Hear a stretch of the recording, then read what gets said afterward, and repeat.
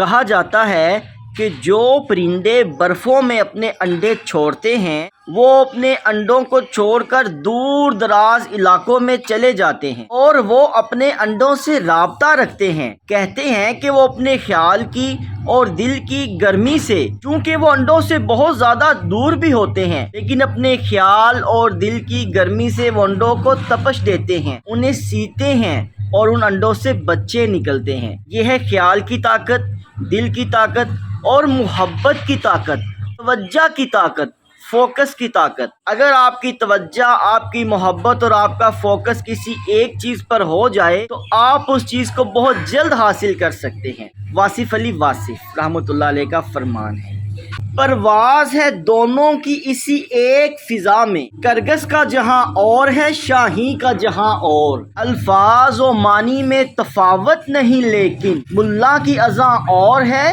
مجاہد کی اذاں اور۔